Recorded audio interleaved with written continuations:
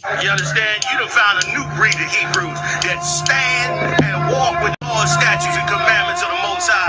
And we don't care who we got to come up against. You ain't standing before this truth. You understand? We done took them all on and gonna continue to take them all on.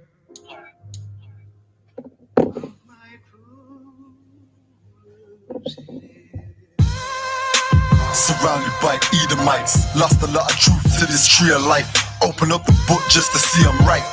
Reminiscing on my ancestors, on those ships who had to plead for life. Took us to a place where ain't never safe there. Poisoning our foods and put our children up in daycare. Fresh out of slavery, still thinking that they care. Guns in the community, children can't play there. Brothers still brainwashed, we died for that same cost. Took away our history, believing that we ain't lost. Brother, I'm an Israelite, sin is like kryptonite. Brothers won't pray, no, they rob a link a chick tonight. Praises to the Most High, I ain't like most guys. Eyes on the future, but I learned from a boat ride. Tribe of Benjamin, inherited on both sides. Background Jamaica, mistreated and I know why. I'm an Israelite, die for my Israelites. Blood of an Israelite, cry for my Israelites. Going through it cause we Israelites. Kwam Yashra Allah to all my Israelites.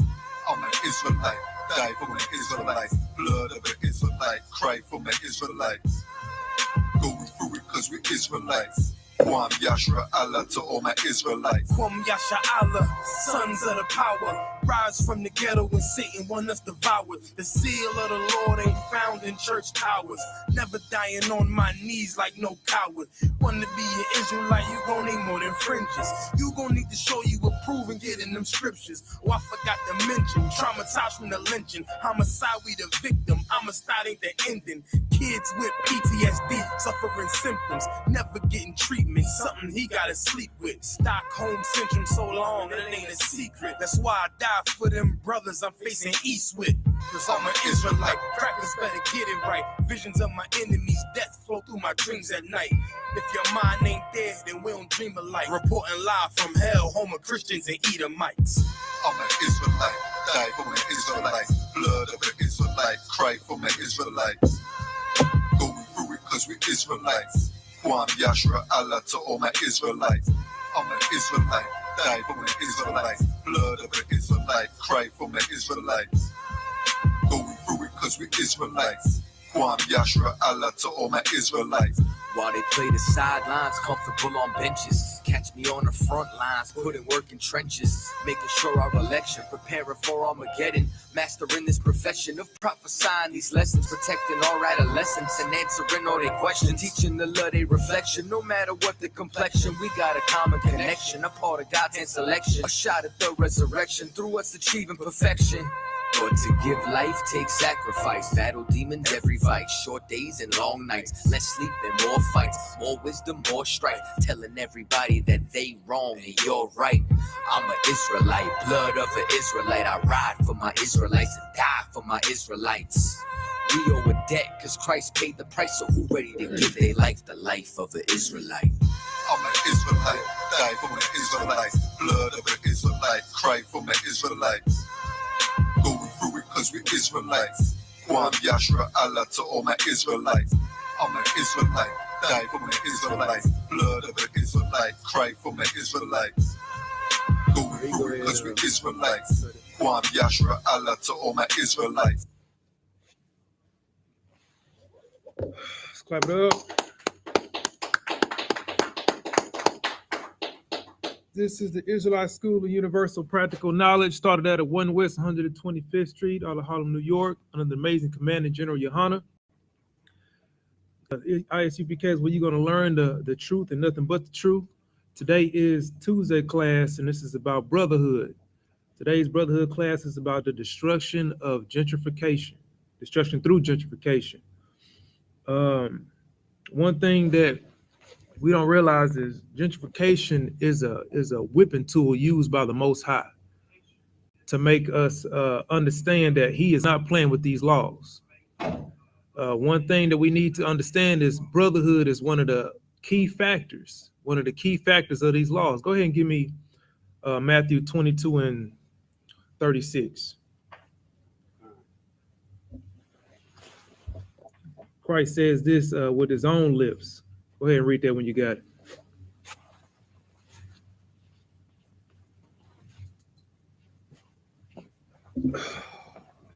This is the book of Matthew, chapter 22, verse 36. Master, which is the great commandment in the law? Now this is Christ's disciples asking him questions, and this is one of the questions they ask. Of course, even in today's time, you have Christians say the same thing. What law is the greatest? What law should we follow? You know, because in Christian church, they barely follow any laws other than tithing. You know, but go ahead and read that. Verse 37. And Jesus said unto him, Thou shalt love the Lord thy God with all thy heart, and with all thy soul, and with all thy mind. Now, how do you love God? Anybody, how do you love God? Go ahead. By keeping the commandments, sir. That's correct. One of the key factors of even showing love is because love is an action. You know, it's not just about feelings. It's about how you move, how you show somebody you love them by you showing the Most High you love them. You show them by keeping His commandments. You show them doing what He tells you to do.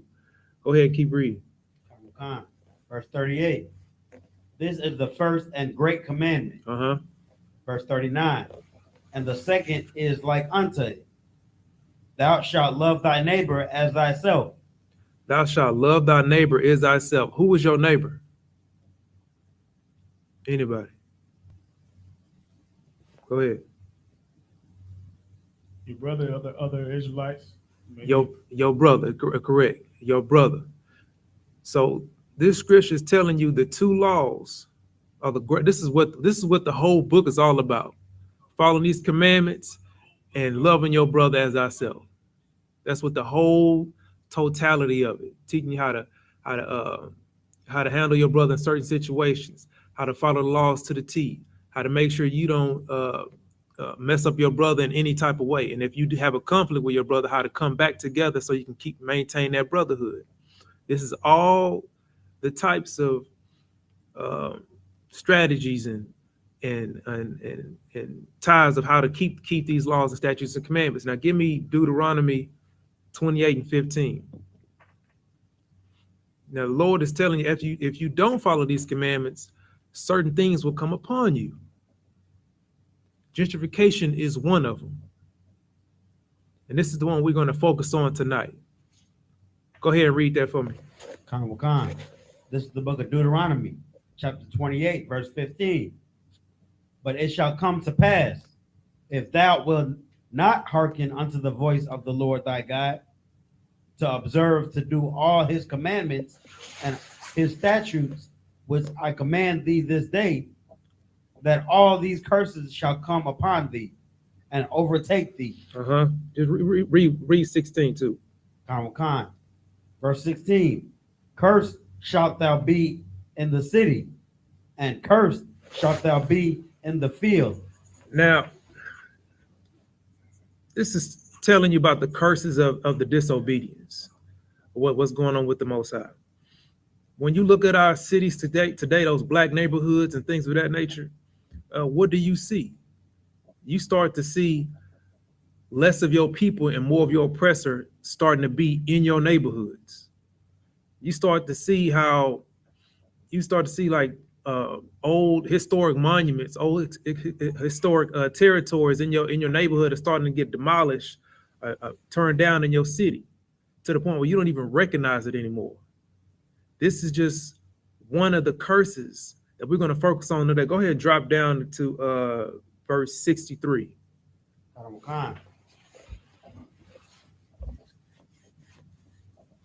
Verse 63. And it shall come to pass that as the Lord rejoiced over you to do good. Now this says that as the Lord was going to rejoice over you to do good, if you follow these laws, statutes, and commandments, the Lord is going to be happy about it. He's going to rejoice over you. He's going to make sure that you are over all the rest of these nations. He's looking forward for you to be on top, because this earth was made for you. This earth was made for the children of Israel to rule. And I'm talking about the blacks, Native Americans, Hispanics, Dominicans, Haitians. I'm talking about all these black and brown people.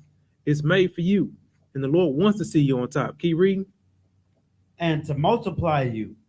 Keep reading. So the Lord will rejoice over you to destroy you. Hold up. Go back and read that one more time. Verse 63. And it shall come to pass that as the Lord rejoiced over you to do you good and to multiply you. So as the Lord rejoice over you to do for you to do good and multiply you to the point where your population is like the sands in the sea and the stars in the sky. Go ahead and keep reading. So the Lord will rejoice over you to destroy you. So the Lord will rejoice over to destroy you because you don't follow these commandments. Keep reading. And to bring you to naught. To bring you to naught. What is another word for naught? Go ahead. Nothing. Nothing. He's going to bring you to nothing. That's what that means. You follow these commandments, statutes, commandments. He gonna make sure you're on top. He want to see you do good. He gonna rejoice because to see his children, his favorite, to see him on top. But you want to act like you don't want to follow these commandments. You want to do what you want to do. You want to follow these other cultures. You want to celebrate this Christmas. You want to lay with your brother's wife. You want to do all these wicked things. The Lord is going to rejoice in bringing you down to nothing. Keep reading. And ye shall be plucked from off the land, whither thou goest to possess it. You shall be plucked from the land, whether you goes to possess it. Just like how you see us, how we got plucked out of our own land in Israel. No matter where we go, just like in America, we in our cities and stuff like that. You see gentrification, we getting pushed out of our neighborhoods because of gentrification. You see that. You see these highways getting widened up and our buildings being bought up, due to the oppressor using this tactic to push our people out of our own cities. This is what this verse is talking about. This is one of these curses. And I'm going to come back to this same curse over and over again through this lesson, just to show you how it keeps playing this whole narrative, because this is nothing new. This is an old tactic. Gentrification ain't nothing new. It's been going on even before Christ. This has been going on even in the book of Maccabees.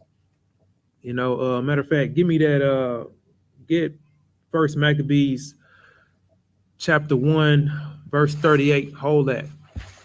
Like when you looking at today's cities, well, back when your grandma and all them came into the city, you see them black neighborhoods. You see you had a candy lady in the neighborhood. You know what I'm saying? You had somebody that fixed on your car in your neighborhood. Now they get pushed out. Old Joe used to have a lumber shop, but now it's being replaced by Home Depot and Lowe's. You know what I'm saying? You start to see these small signs of gentrification before it even happened. And the thing about gentrification is it's such a slow process. By the time that you actually seen that it happened, it's too late. It's already there. You're already pushed out. Some of the small signs and stuff, like you see restaurants, small restaurants turn into franchises. You start to see stuff like that, or you're increasing like police activity. You start to see a lot of police in your hood a lot. They trying to crack down to get you out of there, get some of these people locked up. Your brother's locked up over the most petty things. Or you start to see like city bikes, when you start to see like those little rental bikes on the corners of different blocks where they can just rent it off. And people can just ride around in it and just look around your hood. That's what this for.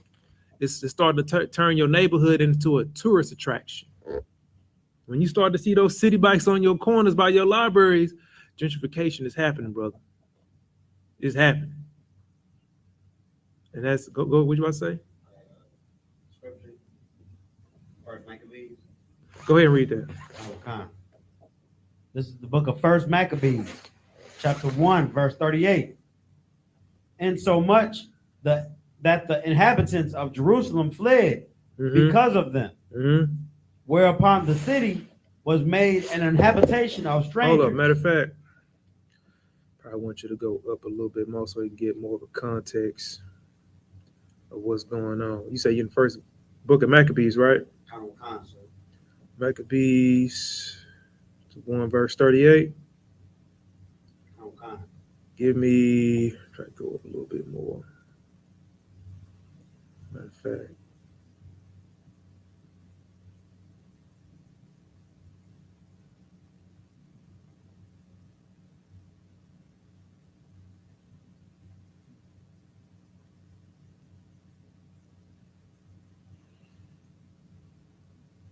Read verse 1, so you kind of get a view of what's going on during that time. Go ahead and read that.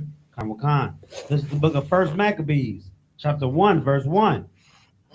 And it happened after that Alexander, son of Philip, the Macedonian, who came out of the land of Shittim. Now, this is also what the Christian church and people don't really know about. Alexander is in this Bible. This is Alexander the Great. Talk about during his rulership. Go ahead and keep reading. Had smitten Darius, king of the Persians and Medes, that he reigned in his stead, or it's like in his stead, for the first over Greece. Go ahead, keep reading. Verse 2, and made many wars, and won many strongholds, and slew the kings of earth. So Alexander and his old man and them, they went on ahead and just slaughtering nations and taking over land and making rulership over everything that they come across, you know. And our people was one of them. He come across our people. He ruling now. He's over our land, and this is the time where you start to see the Greeks trying to push our people to start eating pork, stop following our culture. You know, our people getting scared of getting beat upside the head. They start to mesh with these other cultures and stuff like that. Now go ahead and drop down verse 38. Verse 38. Insomuch that the inhabitants of Jerusalem fled because of them, whereupon the city was made an habitation of strangers, and became strange to those that were born in her. Hold on one second.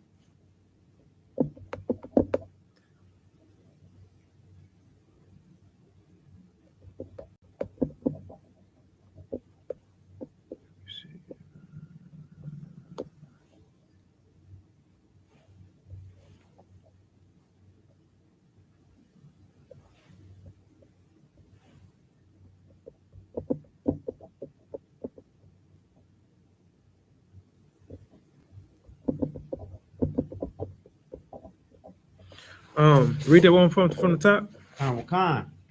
This is the book of First Maccabees, chapter 1, verse 38. Insomuch that the inhabitants of Jerusalem fled because of them, whereupon the city was made an habitation of strangers. So it's just like right now in Houston. Like in Houston, you got the old black neighborhoods like 3rd Ward, 5th Ward, Studewood, you know, these Acres Homes, stuff like that. You start to see how at first it was nothing but just full-fledged black communities. You see art exhibits, you see like old soul food restaurants and things of that nature. But then you start to see the oppressors start to inhabit different areas of that neighborhood, or what they call in this scripture, strangers. You start to see these strangers inhabit the neighborhood of 3rd Ward, 5th Ward. Read that from the top where it says, whereupon the city. Whereupon the city was made an habitation of strangers. Upon 3rd Ward in our black neighborhood was made an habitation of strangers. They starting to come in. They starting to move in. They starting to say, oh, well, you know, the neighborhood don't really look all that bad, but these houses are very low. Because why? In the black community, the housing market in the black community is very, very low. And during gentrification, it's about two things. It's about investment and displacement. White people, your oppressor, will invest in the community, and then the black people will start to get moved out. that would get displaced out of their own neighborhoods, because once they start putting up all these community centers, and they started to put up all these chain restaurants, these shopping malls, what happens to the rent? It starts to go up. You know, these black neighborhoods, they're good for our people. A lot of people don't have the efficient the economic system that our oppressor has. So it's like low income housing. But that time that you start to bring the neighborhood value up, that person that live in a low income housing area, his pockets haven't changed, his bank account haven't increased, but the area that he has increased. So what is he supposed to do? He has to move around. He has to leave. Rent goes up. What comes next? Taxes go up. And you can take a person's home straight from taxes. Like that itself is wicked in its own right. You know, like they got something called tax foreclosures. So you about to say something, Ron? Go ahead. Wakan, sir. That's mostly how they get obtain the properties in black neighborhoods, because, you know, like even in my neighborhood, as one of them that you mentioned, Yeah. you know, when you graduate high school and you go off to college, Mm-hmm. you know what I'm saying, and you go off and you get your degree and you get your, you know, your big house or whatever, you know, you move out the neighborhood, you know, when that house that you lived in, either mama or grandma that was there, that once they die off, Yeah. the property is just sitting there. Yeah. And you don't take the time to go back and try to reinvest into it, because, you know, you got your own thing going, you know, trying to move further out the hood. Yeah. To where it's easy, you know, for them to take the property because you don't care about it. Exactly. You know, and once they put that property in the classifieds in the newspaper, is up for grabs.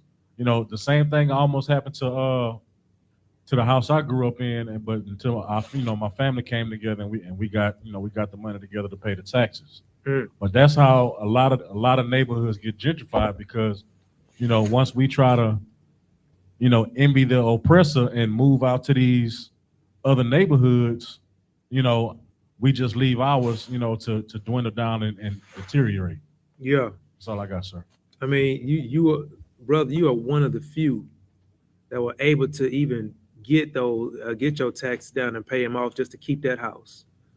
I mean, gentrification is like, it's a process of a neighborhood change where higher income and higher education residents move into a historical area to where they know they can make that volume go up and move everybody out. Just like what you're saying with that tax foreclosure. So just for those that don't know what this brother's talking about, there comes a time when if you don't pay your taxes, if you fall bound in your tax, and a lot of this happens when, let's say, you have a great aunt or great grandma, she passed, and then you get somebody gets the house from her or whatever, or let's say that the taxes increase because the rent increased in the neighborhood, so the taxes increase.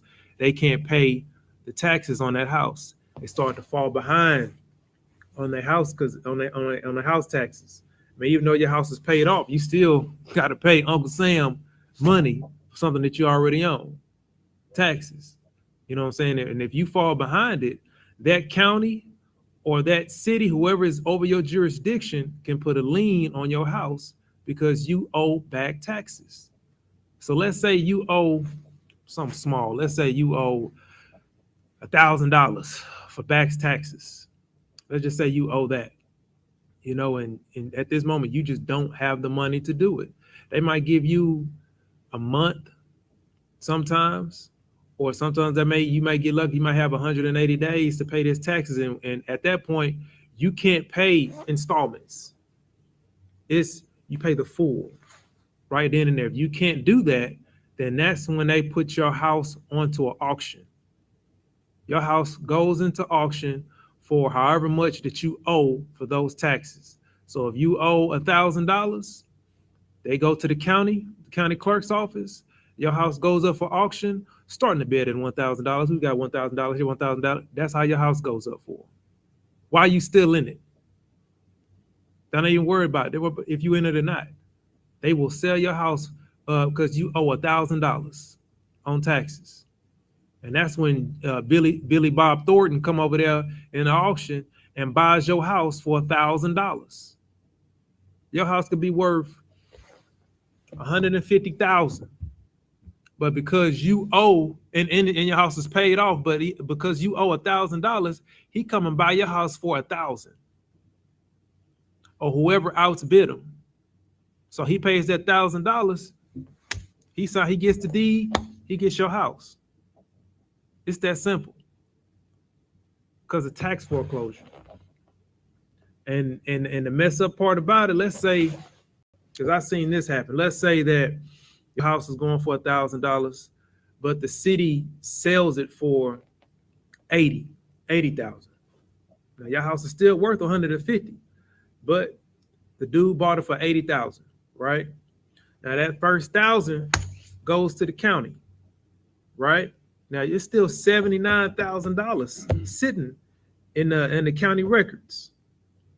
Now at this point, they have moved you out the house because you don't live there anymore. They have taken your house for auction. All right. So now there's a $79,000 sitting in that bank. Now what the county or the clerk has to do is they supposed to inform the person that's at their residence that, hey, we have $79,000 from an auction of your home, right? So what do?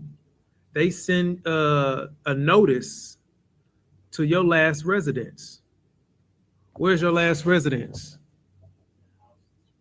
The house that you just got kicked out of.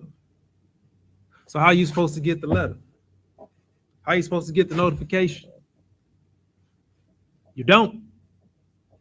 So at that point, then depending on what city you in, you might have 2 years to claim that money. And nobody's going to tell you anything. They're going to send you a letter, and hopefully you might get it. Hopefully you know what's going on. If not, that money goes right back into the county clerk's office, and now it's their money. Now they got $79,000, and now you got no home. You have been displaced. That's the whole tax foreclosure system. This happens all the time. They have these tax auctions. I know in Houston they have it every second Tuesday of the month. Well, you can go and buy somebody's house. You can buy a $300,000 house, $40,000 if you got the cash. Just like that. Go ahead.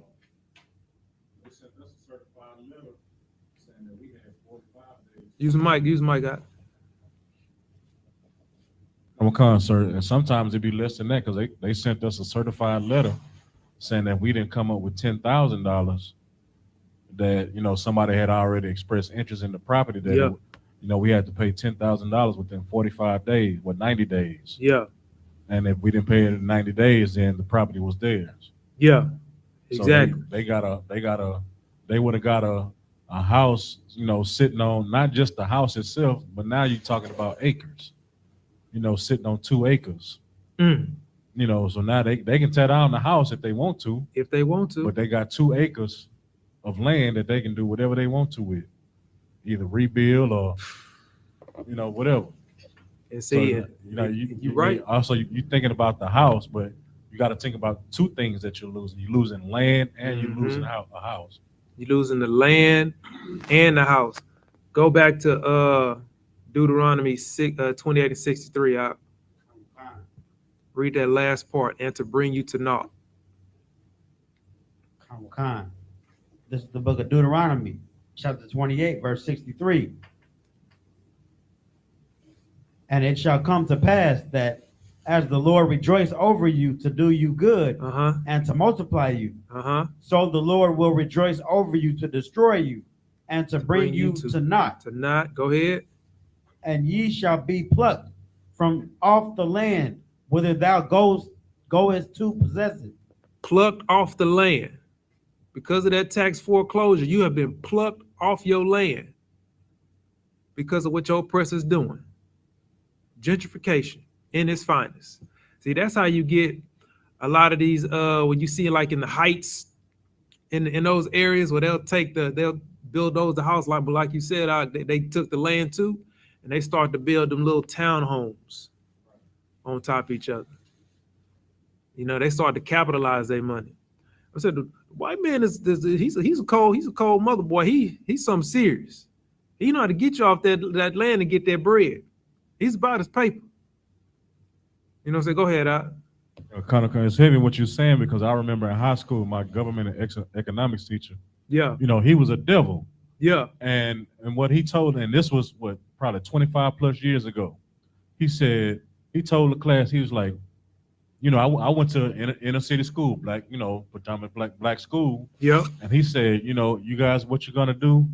You're gonna go out to these colleges. Some of you are gonna go to white colleges. Some of you are gonna go to black colleges. You're all gonna graduate, and you're gonna get you a good job, and you're gonna move out where you're from now, your neighborhood now, and you're gonna try to, you know, pursue, you know, a nice house, nice family, nice car. Yeah. And you're gonna forget about this property. Yep. Now my people are gonna come back. They're gonna wait a few years, and they're gonna come back in and buy this land that you left for cheap. You know, because the further you move out, the further they're trying to move away from you. Exactly. But then they're gonna move back in. Exactly. And I also I talked to like one of the doctors that's in Texas Medical Center, and most of those people, like in my neighborhood, you know, I'm right there at the 610, like right where the Heights is. Yeah.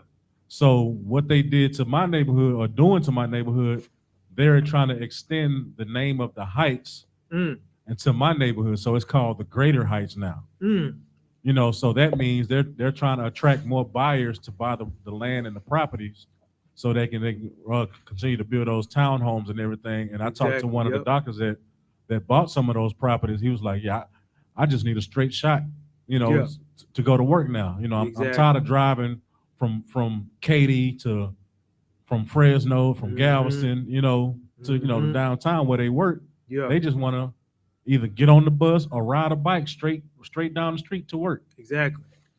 That's what it's all about. It's about conveniency. And but the crazy part is this whole gentrification. Like when they start, like when you look at like a city's infrastructure, you start to see stadiums and entertainment areas pop up where? In the black community.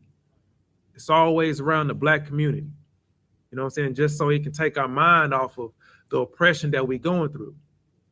You know what I'm saying? It's a term called, I think it's called like circus and bread or something like that. You know what I'm saying? Keep them happy, feed them a little bread. Keep them a little happy, feed them a little bread. You know what I'm saying? That little food is the WIC cards. You know what I'm saying? Put a little entertainment in them, put the stadium in it. You're like, you know what? The light's starting to kick off. My woman kicked me out the crib, and like it's all this, I'm losing my job, but they got this game going over here right down the street at the stadium center. You know, I can go ahead and tailgate with my boys and relieve this stress that I'm going through. I can just walk straight to it. You know what I'm saying? That's how they do it. Or when you even look at the highway systems, where is the highway built around? It's built around the black communities. They would even close off the highways will round around the whole black community area and close them off to where it's like one way to get out, one way to get in type thing. You know, you see that in all like the big major cities. You know, one thing that you don't see is like in the rich rural areas. You know, there's no bus system in Sugar Land. You know what I'm saying? There's no bus system around the River Oaks. Why? Everybody got cars. You know what I'm saying? That's that area. You know, when you see improvement, or we're gonna make some improvements in the city, it's never over there in those areas, ever. Even when you go to in each city, they usually have like a Chinatown, a Jewish area, even like a little African town. There's no gentrification going on over there. These people have their own towns, their own areas. Even the gays got their own community over here. You go right down, what's that street called? Montrose. Look at the street. They got rainbows on the crosswalk. Rainbows on the crosswalk, out. You can skip down the yellow brick road on Montrose. You know what I'm saying? Like that's how wicked this whole gentrification system setup is. You know, and then they set it up to where when they tear down our communities, what did they replace it with? Bike trails, you know, parks, dog parks.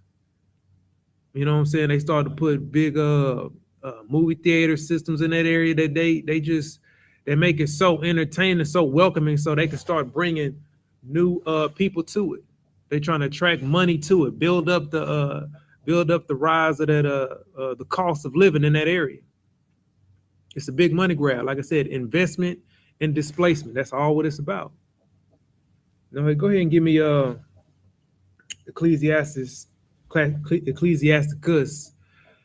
chapter 10. It's in the Apocrypha. Ecclesiasticus chapter 10, verse 8. Go ahead and read me that. Because your oppressor, the way he does business, is always in a way to where he's on top, you're at the bottom, and it's never in a righteous manner. It's always in a manner to where you're left with nothing, to the point where at the end of the day, you kicked out before you even realize what happened. Go ahead and read that for me. This is the book of Ecclesiasticus, chapter 10, verse 8.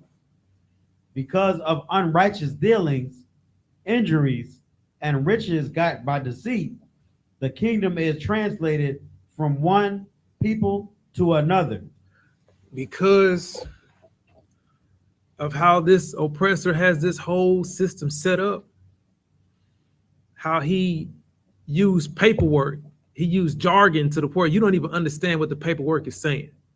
You'll get a letter in the mail saying your petition to arrive at precinct 34 to display about lot number 34 to discuss you don't even know what's going on. You gotta get a lawyer just to understand the jargon, and paperwork be 15 pages long. Nothing but numbers, lot numbers, and still trying to understand what is going on, paragraph by paragraph. Still don't understand what's going on. By the end of the day, you realize, you can say I owe about $500, and since I didn't pay this $500 within 2 weeks, my house is gone. But he used 37 pages to tell you this. So by the time you figured it out, the key's gone. That's the deceit and deception that he has. It passes from one person to another. That's how this whole thing is set up. I'm telling you, this economic system built by your oppressor is made for him. Like, this is his kingdom. This is his kingdom. Because if we don't do one thing, love our brother like we love ourselves, and follow these commandments, these are the curses that's falling upon us. Like, this is the type of stuff that we deal with on a daily, a straight daily.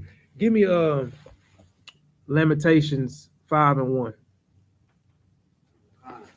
Like, we often look at the Most High and say, like, Lord, can you look at the problems and the tribulations that we going through? Like, Lord, what's but you don't understand that. Look at what you're doing. Look what you're not doing. You look at your brother like he's your enemy, crabs in the bucket. We didn't understand, like, we know who our enemy is. You need to know who your enemy is. That same brother that you see on the street corner, he going through the same thing you going through. It's amazing how when you drive in your car and you see somebody sitting on the corner at the bus stop and you pass them by, what's the first thing you see two brothers when they lock eyes? What they do? What's going on with this? The mean mug is something serious for no reason. For no reason. Or you in the club and you accidentally bump a brother, like, who? It's a club. You can't move. Somebody step on your shoes at the party, like, bro, you scuffed on my shoes. Now you got to fight. Now we got to step outside. Like, over some fake J's. You know what I'm saying? It's just one thing that we got to understand, like what is really valuable. Go ahead and read that for me out. Khan. This is the book of Lamentations, chapter 5, verse 1. Remember, O Lord, what is come upon us. Consider and behold our reproach. Like you looking at like, remember, O Lord, look what's come upon, look what's going on with us. See our troubles and tribulations. Go ahead and read that. Khan, verse 2. Our inheritance is turned to strangers. Our houses to aliens. Our inheritance is turned to strangers. Our houses are turned to aliens. Gentrification all throughout this Bible. That's what's going on right there. In Lamentations, he's saying it. What is your inheritance? The land, your culture, your area. Like you see so many other nations not only take our land, but they take just our attributes, our lingo, the way we dress. You know, when you go to if you go to China right now, they got like a little set to where they wear like those Vato cargo pants with the white shirt. They'll shave their head bald, tattoo the neck, ride around with the low riders. You see that in the China area. So you see it over here. You know what I'm saying? You see them walk right around like that, just act like they Vatos. You know, like they'll take the whole culture and just say it's theirs. It's just what they do. Like what nation hasn't taken part in our kingdom for their spoils? Like this is what they go ahead and keep reading, man. Khan. Verse 3. We are orphans and fatherless. Our mothers are as widows. Keep reading. Verse 4. We have drunken our water for money. Our wood is sold unto us. Verse 5. Our necks are under persecution. We labor and have no rest.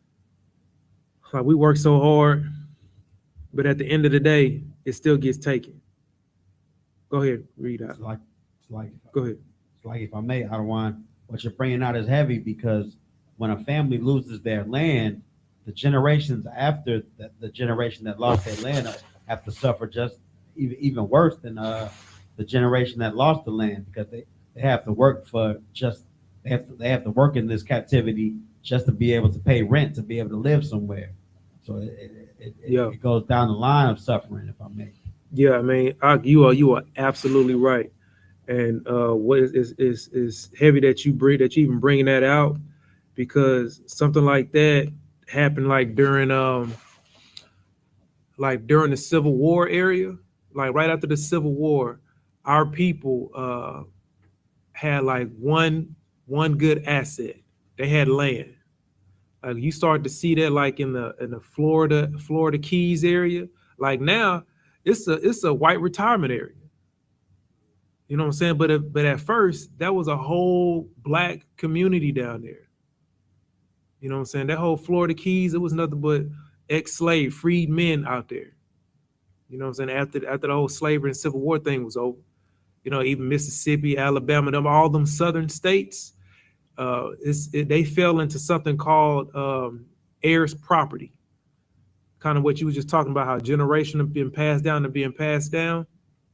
Because just like let's say you was a free man, you got you some land, and your great I'm talking about great grandfather, you know, got that land, raised his 8 kids, things. He did that, but then after that, what happens? Those kids grow up, they move out, they go to different states, they have kids. What happens to that land when your great grandfather passes? It goes to his heirs, his kids, his 4, 5, or 6 kids. See, the problem with that is, we didn't know how we knew how devilish the oppressor was, but we didn't know the system they had set up. He had it set up to where, let's say, see if I can break this down. This still goes on right now. So let's say your great grandfather owns 47 acres of land, right? He passes. Now he has 15 kids. Now when he dies, that land splits up, and now 15 people own that property, right? Equally, everybody owned the property equally. Now let's say somebody that doesn't even live in it over there anymore. You know what? I'm gonna spread it out even more. Let's say those kids have kids, so their fraction of property goes to their kids. So now you got 40 people owning 40-something acres of land, right?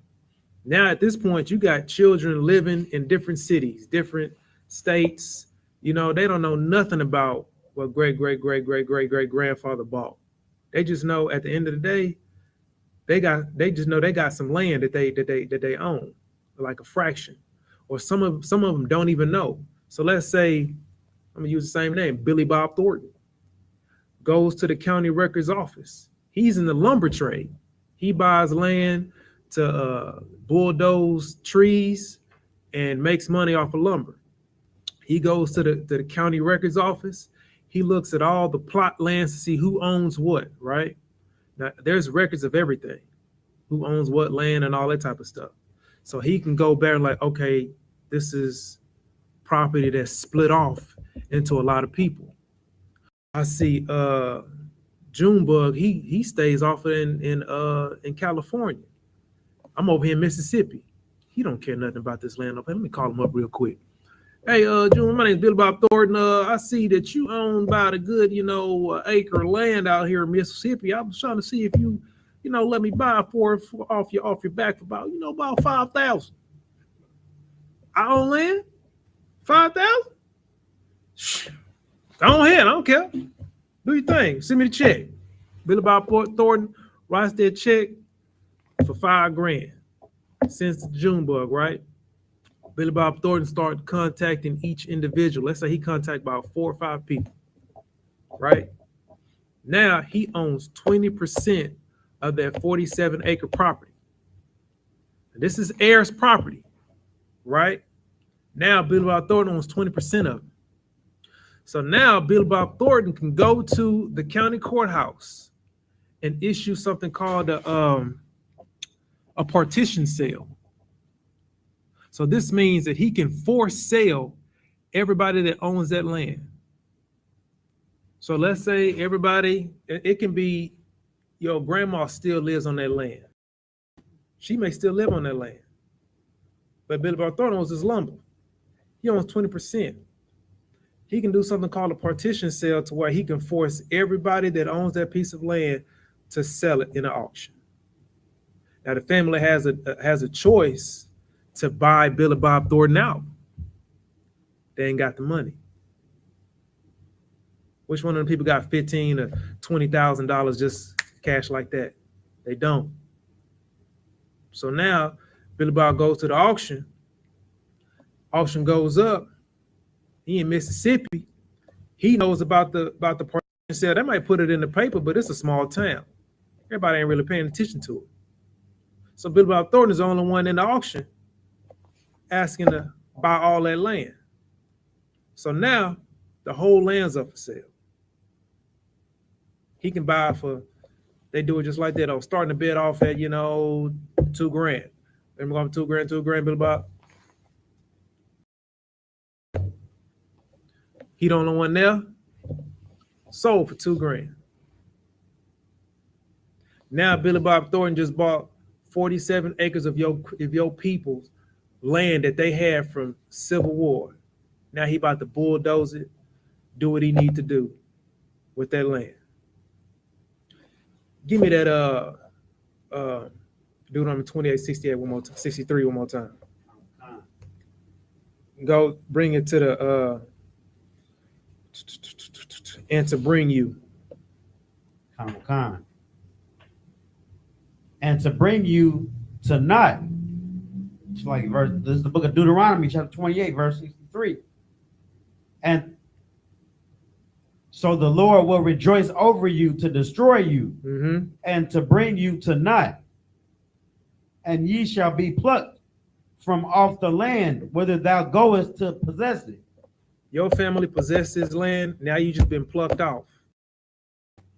Billy Bob Thornton he can just say, well, you know what? I could be nice and let your grandma stay there, but I got these trees to bulldoze.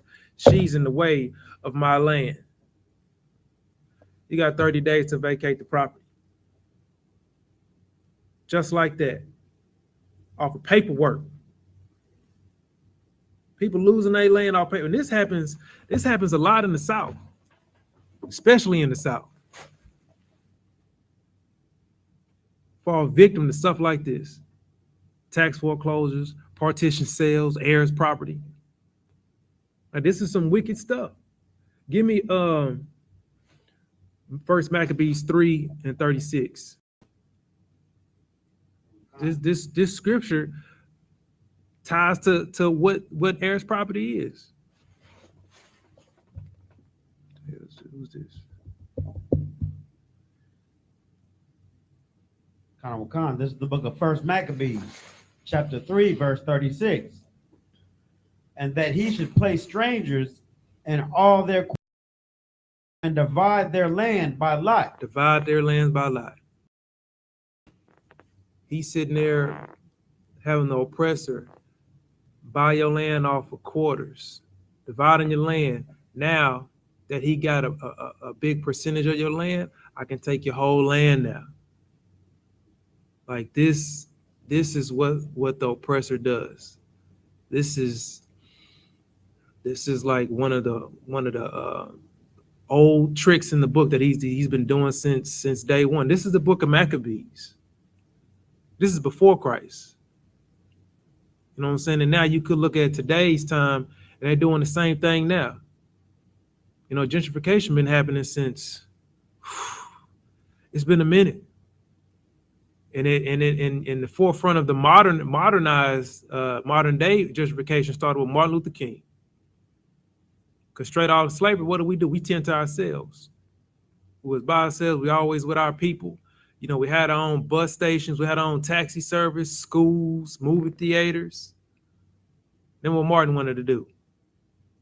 I need to lay with white women. I need to get with them. We need to come together. For what? Our food tastes better. We got bigger portions. Our women are beautiful, and they come in all types of shades. You know, but you wanna get with the pale. You know what I'm saying? Just something that ain't got no curves, no nothing. Just straight up and down, just back and leg. Yeah, just 6 let's say 6 o'clock. Straight up. That's what we going through right now. You know, and that one thing just lets you know, like, sticking together, having that brotherhood, that's what keeps us tight. That's what keeps our people whole. You know, because when you look at history, you see our people creating everything. I mean, everything. The only reason that they don't get the recognition for it, because why? They didn't file the paperwork. It still falls down to it. No paperwork. What the president needs to invent the cotton gin for? He ain't doing no work. For what? We creating something to make our job easier. He not. You know what I'm saying? And like I said, following these laws, statutes, commandments, there is what you see going on now. This ain't nothing new. Matter of fact, give me Ecclesiastes 1:9. Like this type of punishment, this type of stuff that's happening to our people, this is old. This ain't nothing new. Go ahead and read that out. Khan. This is the book of Ecclesiastes, chapter 1, verse 9. The thing that hath been, it is that which shall be. And that which is done is that which shall be done. And there is no new thing under the sun. There is no new thing under the sun. This gentrification is nothing new. This is old news. It's just new to us. We act like we don't see it. But by the time we do see it, it's too late. People fell victim to this type of punishment due to not following these commandments. It says that we are a holy people among the earth. We are separate from everyone. But following these other nations gives you nothing but oppression, despair, you know, and then doing these dealings with these oppressors. I mean, there are brothers and sisters that, since they only want to deal with getting this bread, they'll make these dealings to widen these highways out. I mean, you can look at what's going on right now. If you're in Houston, you can look at what's going on, like what, 45 and 59. Like, look at the highways.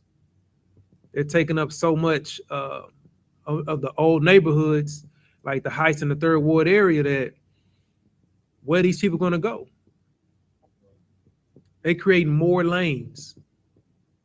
They ain't creating it in these other neighborhoods, but they creating it in our neighborhoods.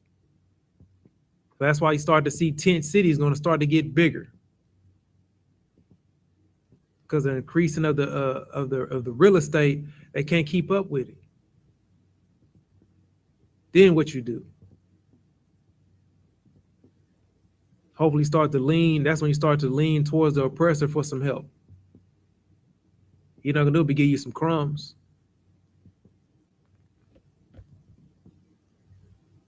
Like that's the type of stuff that we need to focus on. Like, these laws, statutes, and commandments, following these things will lead you to the rest of the nations. We about to say something wrong?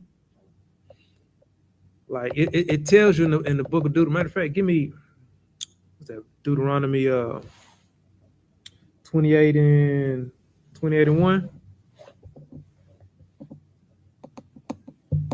It says, I'll put you above all nations. Read that. Honorable Khan, this is the book of Deuteronomy, chapter 28, verse 1. And it shall come to pass, if thou shalt hearken diligently unto the voice of the Lord thy God, to observe and to do all his commandments, which I command thee this day, that the Lord thy God will set thee on high above all nations of the earth. He's going to set us among all nations of the earth. You're not going to see no gentrification. You don't even know what that is. You know, you will see your people start to thrive.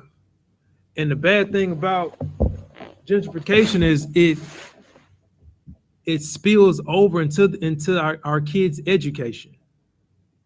Because when you start to see gentrification, these black neighborhoods start to become like a what do you call that, a gumbo pot.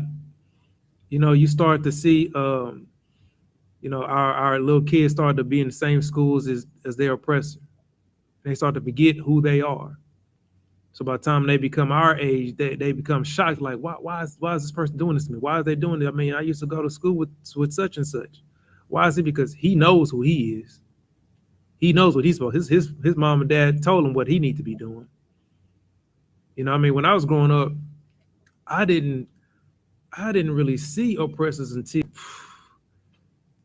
college time. So since in the household with my black family, I'm going to school seeing nothing but, you know, black and brown people. What are you mostly gonna gravitate to? Your people.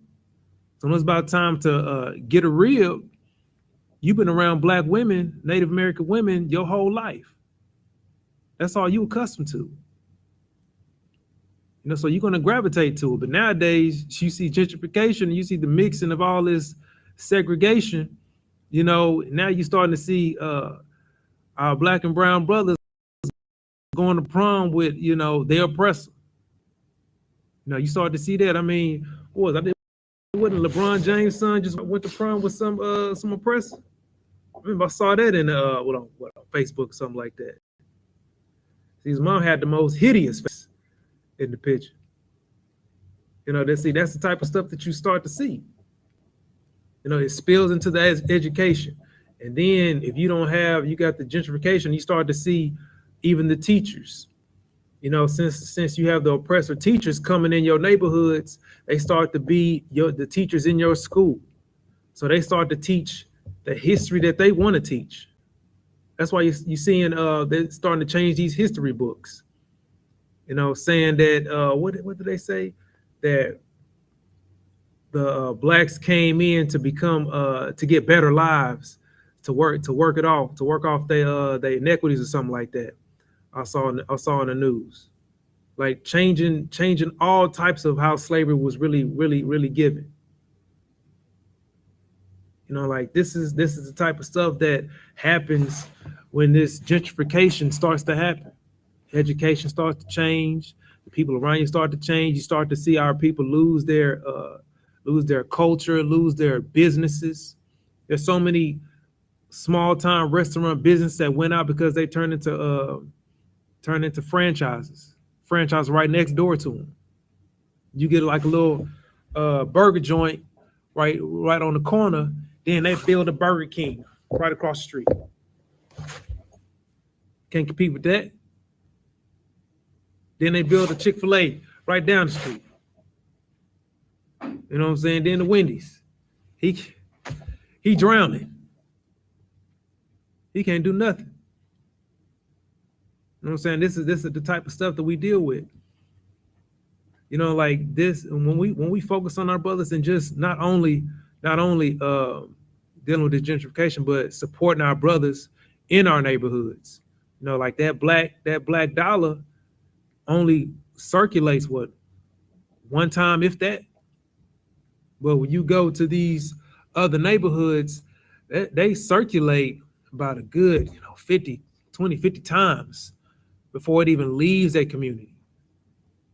You know, you see the Jewish community, they rarely even leaves. You know what I'm saying? By the time it leaves that neighborhood, that dollar all scratched up, got marks in it, tears in it. It had been through 80 people's pockets before it even leaves the neighborhood. That's why the Jewish community got their own school systems, bus systems. They got all that.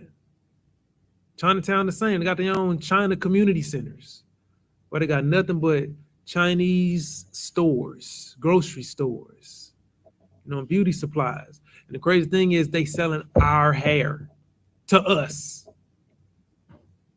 We go to their town centers to buy our hair from them. It's crazy. You got Shaniqua over there. She can say the same type of grade of hair, but you wouldn't go, no, I'm going to go ahead to, I don't feel like doing business with black people. I just can't, If it was you, wouldn't you want to do business with yourself? Love your brother as yourself. Love your sister as yourself. That's what this is talking about. But since we want to deal with these other nations, they know, oh, well, these people will do business with me. So let me go in their neighborhood, set up shop. I'm good to go. And that's how it begins. That's like the start of it. Like our people are so talented that it makes no sense to where we even need to deal with other nations. Right. You know what I'm saying? Every time you ever notice where every time they say it's a recession or the dark ages or something like that, black people doing all right. That's when we start to come together. You know what I'm saying? Especially like what hurricane and stuff like that. When that happen, lights go out. What do black people do in the apartment complex neighborhood? They all go outside, put the pits up. The freezer can't hold the meat no more. So what you gonna do? You gonna cook all that mess up. Everybody gonna eat all day outside. Everybody eating for the next 3 days. Really like wheat. You just cooking all day, all night. All you hearing is music going, candles going. the whole neighborhood is doing what? Feeding each other. Only because you can't hold the meat for yourself. That's the crazy part. It ain't like we can't do it. We do it. During times when it's like our backs against the wall. You got to understand, man. Those two commandments, love thy God and love your brother. Yeah, any questions in the room? No question? With that, pass the class over to who's doing the security announcements. Yakuba? Pass the class over to Yakuba.